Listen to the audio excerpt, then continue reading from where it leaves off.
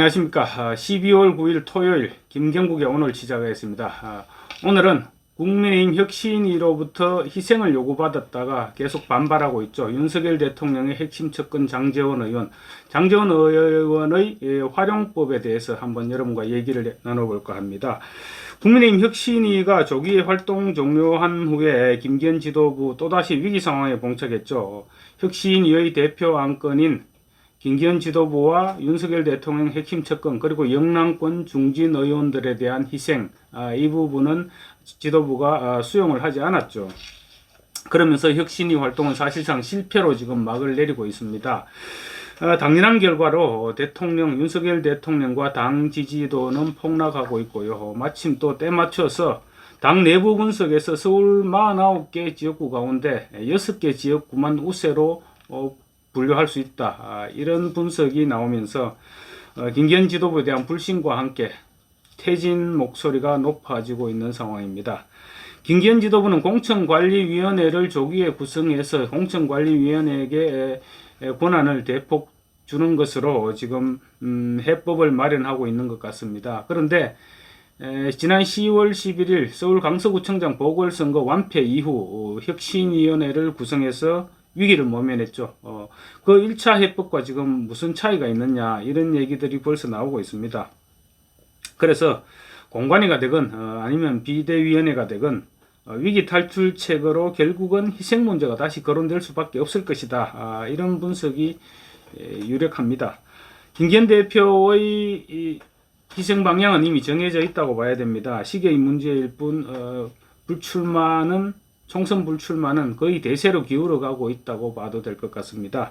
불출마를 선언한 이후 총선을 지휘하는 그 정도가 김기현 대표가 기대할 수 있는 수준이고, 그래서 만약에 총선에서 승리한다면 다른 길을 모색할 수도 있지 않느냐 이런 얘기입니다. 그나마도 이제 한동훈 장관이나 원희룡 전 장관 이런 차세대 주자들이 본격적으로 활동을 시작하게 되면, 그러니까 말하자면 총선 선대위원장, 공동 선대위원장을 맡는다든가 이런 식으로 두 사람이 본격적인 활동을 시작하게 되면 김기현 대표의 역할은 극도로 제한적일 수밖에 없을 것입니다. 인환혁신위가 거론했던 윤석열 대통령 측근 희생 문제도 여전히 살아있는 불씨죠. 희생의 1차 타깃은 윤석열 대통령의 자타가 공인하는 윤 대통령의 최측근인 장제원 의원으로 지목됐었죠. 인환혁신위는 장 의원을 직접 지칭하지는 않았지만 사실상 장 의원을 지칭해서 수도권 험지에 출마하라 이렇게 요구했습니다. 사실 이 부분은 죽어라는 얘기죠. 윤 대통령이 지금 그렇게 인기가 있는 것도 아니고, 이런 상황에서 윤 대통령의 핵심 측근이라고 해서 수도권에 출마해라, 이것은 불출마를 선언해라, 이 말과 다를 바가 없습니다. 장제원 의원 본인 입장에서는 쉽게 받아들일 수 없는 요구죠. 그래서 사상 지역구에서 대규모 등산 모임을 갖는 이런 실력 과시도 하는 등 계속 반발을 해왔죠. 그렇지만 윤석열 대통령은 지난 6일 부산 엑스포 유치 실패에 따른 부산 민심을 다독이기 위해서 지난 6일 부산을 방문했는데, 그때 현역 의원으로는 유일하게 장제원 의원을 불렀습니다. 그래서 행사 내내 일정을 동행하고 데리고 다녔는데요. 여전히 장 의원에게 신뢰를 표현한 것입니다. 근데 이 같은 윤 대통령의 신뢰 표현은 장 의원 입장에서 보면 또 지금 부담스러워질 수도 있죠. 왜냐하면 윤석열 정권의 성공을 위해서는 내년 총선에서 반드시 이겨야 되고, 그 총선 승리를 위해서 희생을 해라, 이렇게 하니 대놓고 거절하기도 힘들고 좀 답답한 노릇일 것입니다. 그런 상황에서도 또 윤 대통령이 각별한 애정을 표현했으니까 장 의원 입장에서는 이런저런 생각이 많아질 수밖에 없는 그런 상황인 것 같습니다. 그렇다면 과연 장 의원의 수도권으로의 이동, 사실상 불출마가 되는 것인데, 그것이 총선 승리에 도움이 될 것이냐, 이 부분도 한번 생각해 봐야 될 것 같습니다. 인환혁신위는 전체적인 분위기 쇄신 차원에서 기득권자들의 희생을 요구했던 것입니다. 어떤 지역의 세심한 사정이라든가 이런 부분은 전혀 고려하지 않고 말 그대로 원론적인 입장에서 쇄신 차원에서 이제 혁신안을 내놓았던 것이죠. 그 이제 장제원 해법을 얘기하기 전에 부산 경남 총선에서 예상되는 최대 격전지부터 좀 알아볼 필요가 있을 것입니다. 장제원 의원의 지역구는 부산 사상구입니다. 부산이라는 바운더리만 놓고 볼 때는 부산 전체는 양지로 분류될 수도 있죠. 그렇지만 부산 경남의 낙동강 벨트, 그러니까 낙동강을 쭉 따라서 있는 저 지역구인데 밑에서부터 보면 부산 사하 가벌, 그리고 북강서 가벌, 사상, 경남 김해 가벌, 그리고 경남 양산 가벌, 이렇게 9개 지역구가 지금 부산에서는 낙동강 벨트로 불려지고 있습니다. 낙동강 벨트에서의 선거 분위기는 PK 전체 선거 분위기를 좌우하고 그리고 또 전국적인 선거에서도 상당히 영향을 끼치는 그래서 전략적인 측면에서도 여야의 아주 중요한 지역으로 손꼽혀 왔습니다. PK 선거는 지방선거나 총선, 대선을 막론하고 낙동강 벨트에서 시작하고 그곳에서 끝났다고 해도 과언이 아닐 정도입니다. 그만큼 격전지라는 얘기죠. 실제로 지금 낙동강 벨트 방금 말씀드린 9개 지역구 가운데 5개 지역구는 민주당이 현역 의원입니다. 나머지 4개 지역구에 국민의힘이 차지하고 있는데 모두 중진 의원들입니다. 사하을의 조경태 의원은 5선이고 북강서을의 김도읍, 사상의 장제원, 경남 양산시갑 윤영석 의원 모두 3선 중진입니다. 한 명도 빠짐없이 인요한 혁신이가 분류한 희생 대상에 포함되는 셈입니다. 반면 민주당은 부산 북강서갑의 전재수, 사갑의 최인호, 경남 김해갑 민홍철, 김해을, 김정호, 양산시열, 김두관 이렇게 있는데 3선의 민홍철 의원을 제외하고는 모두 재선입니다. 그래서 이 5사람들은 일단 지금 당내에서 유력한 경쟁자는 보이지 않습니다. 아마 5명 모두 공천을 받아서 낙동강 전선을 나머지 낙동강 4개 지역구 전선을 진두지휘하면서 이렇게 선거를 이끌어 나갈 것으로 보입니다. 그런 마당에 국민의힘은 지금 영남권 중진에 이 사람들을 낙동강 벨트의 의원들을 영남권 중진 부류에 몰아서 빼내고 신인들을 대거 투입시킨다. 이런 부분은 선거 전략상 말도 안 되는 얘기죠. 우선 낙동강 벨트는 국민의힘의 절대적으로 우세한 지역이 절대로 아닙니다.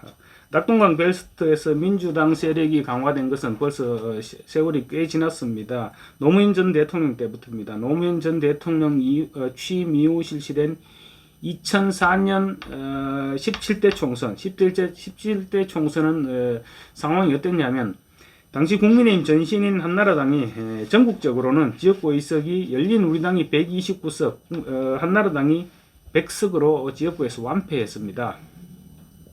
비례대표를 포함할 경우 열린우리당이 과반 의석을 넘었었죠. 152석인가 아마 그렇게 됐을 것입니다. 그런 분위기에도 불구하고 부산에서는 한나라당이 싹쓸이를 했습니다. 한나라당이 싹쓸이하는 그 와중에 부산에서 18석 중에 17석, 17석을 한나라당이 가져갔는데 조경태 의원이 사흘에서 당선됐습니다. 그리고 김해에서는 김맹곤, 최철국 의원이 당선됐습니다. 노 전 대통령의 고향인 김해 가벌에서 당선됐죠. 그렇게 하면서 이제 낙동강 벨트가 형성되기 시작했습니다. 그 이후로 낙동강 벨트는 꾸준히 맥을 이어왔고 지금은 오히려 민주당 세력이 더 강한 그런 지역이 되고 있습니다. 문재인 전 대통령도 19대 총선에서 사상에서 당선됐죠. 사상에서 당선돼서 낙동강 벨트의 세력을 키우는데 일조했습니다. 20대 총선에서는 조경태 의원이 국민의힘으로 당직을 이동했습니다. 이동해서 당선됐는데 조경태 의원을 제외하고도 낙동강 벨트에서 민주당이 5명이 당선됐죠. 당시 장제원 의원이 무소속으로 출마해서 당선됐습니다. 그 부분을 감안할 때 낙동강 벨트 9개 지역구에서 국민의힘은 3개 지역밖에 당선시키지 못했던 것입니다. 그리고 이어진 21대 총선에서도 국민의힘은 5개 지역에서 패배했죠. 특히 민주당은 내년 총선에서는 문재인 효과를 노리고 있죠. 문재인 대통령 지금 양산사지에서 자리를 잡고 있는데 어떤 식으로든 총선에 영향을 끼칠 수밖에 없겠죠. 아마 민주당의 내년 총선 PK 사령탑은 문 전 대통령이 되지 않을까.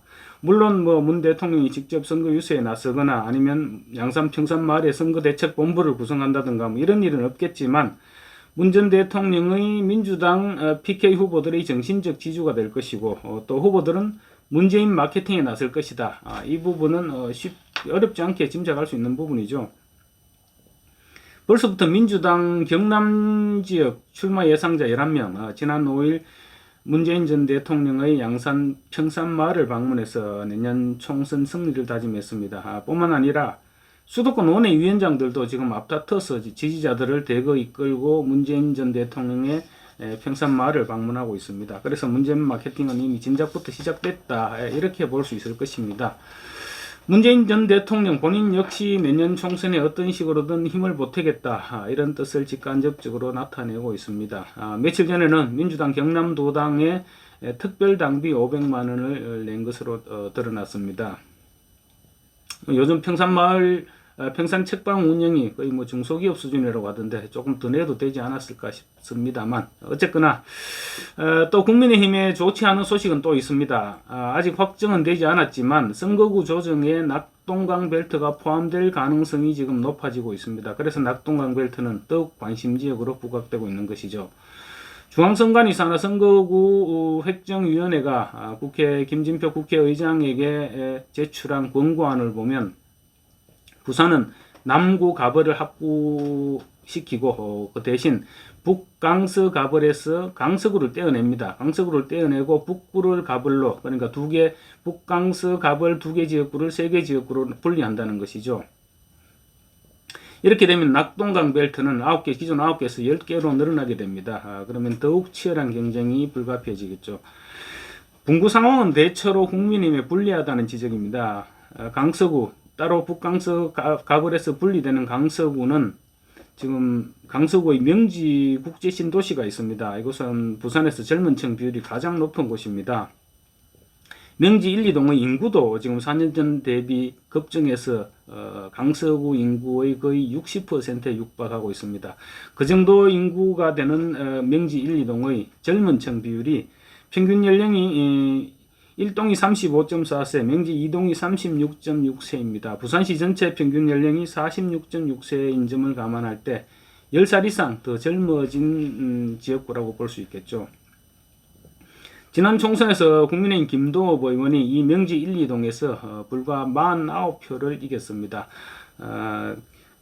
대신 북구 화명동과 건곡동에서 김도읍 의원이 여유있게 이겼는데, 만약 이 2개 동이 빠져나간다면 김도읍 의원 입장에서는 굉장히 힘든 선거구가 되는 셈이죠.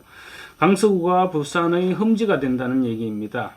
강서구가 흠지가 되는 것도 중요하지만 지금 그렇게 되면 김도읍 의원이 다른 낙동강 벨트 선거구를 지원할, 인근 선거구를 지원할 여력이 없어지게 되는 것입니다. 분구가 되는 북구 가벌은 더욱 심각합니다. 지금 민주당 전재수 의원이 북강서 갑이니까 아마 북구 가버로 정할 확률이 높아 보입니다. 전재수 의원이 3선에 도전하게 되는데, 국민의힘은 지금 당협위원장이 1년 넘게 공석으로 남아 있습니다. 원래 박민식 전 보훈부 장관의 지역구였는데 박 전 장관이 떠나면서 그 지역구 공백을 아직 메우지 못하고 있습니다. 북구어른 또 민주당으로는 정명희 전 북구청장, 이런 전직 구청장 출신들이 거론되는데, 국민의힘은 이 지역 역시 출마 예정자들이 지금 기피하고 있는 그런 상황입니다. 북구 갑을 모두 이렇다 할 후보가 없는 셈이죠. 이런 상황에서 인접 지역구인 사상에서 장제원 의원을 빼낸다, 이게 그렇게 바람직한 상황이 될 것 같지는 않습니다. 장하 의원은 그나마 낙동강 벨트 가운데에서는 좀 비교적 여유있는 선거를 치룰 수 있는 형편입니다. 따라서 낙동강 벨트의 전체 분위기를 이끌어가는 그런 역할을 맡기는 것도 방법일 것 같습니다. 다만 이런 경우도 상정할 수 있겠죠. 장하 의원의 사상구를 전직 구청장 출신이라든가 지역에서 활동하는 다른 사람에게 넘기고, 왜냐하면 사상은 지금 아직은 조금 여유가 있는 그런 형편이기 때문에 다른 사람에게 넘기고, 대신 장 의원은 지역 내에서 험지인 북구 갑이나 북구을 이쪽으로 옮겨서 도전하면, 장 의원 본인은 물론 불만이겠죠. 그렇지만 임교환 혁신위의 험지 출마 요구에 일단 부응을 하면서 또 사실상 불출마로 읽혀지는 그리고 당선이 불가능한 수도권 출마론을 잠재우는 효과는 볼 수 있을 것입니다. 그렇게 하면 비교적 monsun이 수월한 부산 원도심을 비롯한 TK 지역 중진들 사실 대통령 측근 험지 출마 본질도 여기에 있었죠. 다른 영남 지역 다른 중진들을 압박하기 위한 그런 수단으로 받아들여졌는데, 장 의원이 만약에 인근 북구 낙동강 벨트에서도 험지로 지금 일으켜지는 북구에 출마하게 된다면 그런 효과는 다른 영남권 중진 의원들을 압박하는 효과는 가져올 수도 있겠죠. 그렇지만 다만 장 의원이 이렇게 북구 쪽으로 옮긴다면, 인근 지역구로 옮긴다면 박민식 전 장관이 과거 지역구, 박민식 전 장관은 과거 북강서갑입니다. 지금 민주당 전재수 의원이 경쟁자죠. 그쪽으로 돌아온다면 효과는 200%가 될 수 있지 않을까 생각합니다. 박민식 전 장관은 북강서갑에서 18대 19대 재선으로 당선됐습니다. 그리고 20대 21대 총선에서는 전재수 의원에게 패배했죠. 그러다가 지난해 6월에 이제 보궐선거 당시에 김은혜 의원이 경기도지사 후보로 가면서 공석이 된 경기도 성남 분당갑에 출마하겠다, 이렇게 북강서갑 지역구를 떠났던 것입니다. 그런데 이제 다시 안철수 의원에게 밀려서 보훈처장으로 갔다가 보훈처가 보훈부로 성격되면서 보훈부 장관을 재직했습니다. 이 장관에서 물러나서 내년 총선에서는 다시 그나마 양지로 불리는 경기도 성남 분당 을에서 출마하겠다, 이렇게 출마를 준비 중인데요. 정작 희생을 지금 강요해야 할 사람은 박민식 전 장관이라고 할 수 있어 보입니다. 보훈처장이에요. 보훈처 장관까지 지낸 박 전 장관, 역시 윤석열 대통령의 핵심 측근이라고 볼 수 있죠. 박 전 장관이 과거의 지역구, 다른 지역으로 가라는 것도 아니고 과거 지역구로 가라는 것인데, 만약 과거 지역구로 돌아온다면 국민의힘 부산 낙동강 벨트는 훨씬 활기를 띨 수 있겠죠. 그리고 윤석열 대통령 측근의 희생, 만약에 박 전 장관이 과거 지역구로 돌아오고 또 장제원 의원까지 인근 지역구로 출마를 한다면 윤석열 장관 핵심 측근 2명이 희생을 하게 되는 셈이죠. 그런 효과도 노릴 수 있는, 그래서 장제원 의원의 활용법 마련에도 상당히 도움이 될 수 있다, 이런 분석이 가능하지 않을까 이렇게 보입니다. 감사합니다.